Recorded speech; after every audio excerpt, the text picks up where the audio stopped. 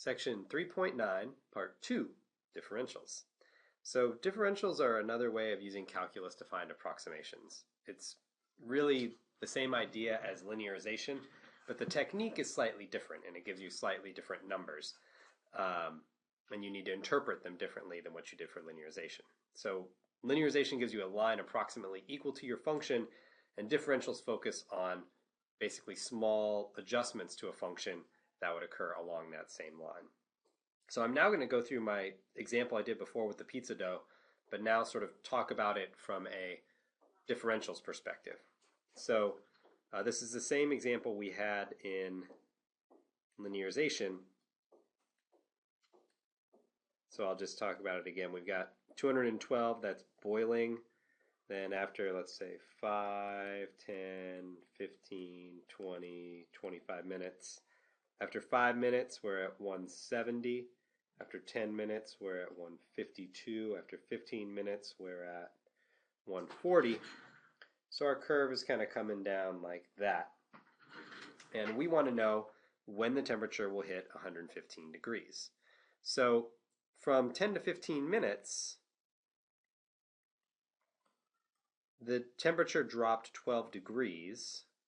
And it did that in the span of 5 minutes. So that's equal to negative 2.4 degrees per minute. So we could say, well, assuming it's going to continue dropping at that same temperature, we're now at 140 degrees. We need to have it drop 25 more degrees. We would do a drop of 25 degrees would be a negative 25.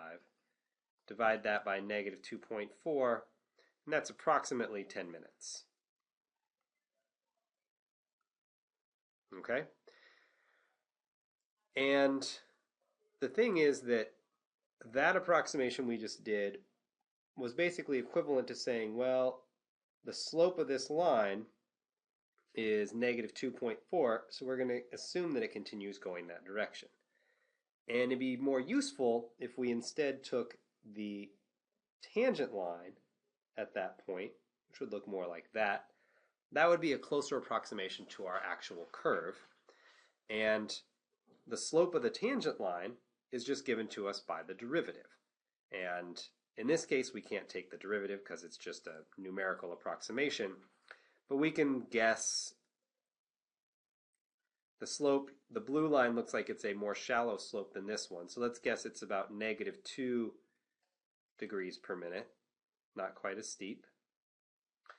Then we would have our negative 25 degrees that we want to drop. We divide that by negative 2 degrees per minute, and we would end up with 12.5 minutes. So we'd wait another 12.5 minutes, and that's when we would drop our yeast in. So, as I said before, differentials are just another way of doing linear approximations. The approach is slightly different. Linearizations give you an approximate value for y. That's the actual numerical functional value. Whereas differentials give you an approximate change in y. So here's the idea in graphical form. So here's a graph, and we've got a curve, and we've got a tangent line. So let's say we're looking at that point right there. We'll call this our starting point S. And the idea is, suppose we want to get a sense of what the function is a little bit away from S. So we'll add a little bit to that, and that little bit that we're going to add is something called delta x for the change in the x value. And that delta x is equal to our actual change in x.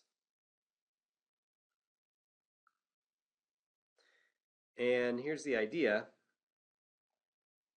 On this line here, this distance right here, I'm going to call dy. That's my approximate change in my y value. The actual y value on the curve is somewhere up there. So my dy is not the exact same as that. And let's see, this, if I go on the y value over here, that's f of s. And if I go all the way up to the curve, that's for an x value of s plus delta x, so that's s plus delta x. This distance here on the y-axis, we're going to call that delta y. So delta y is the actual difference between those two, which is the actual y value, change in y value. And dy is an approximation of it that we get from the tangent line. So this is the approximate change in y.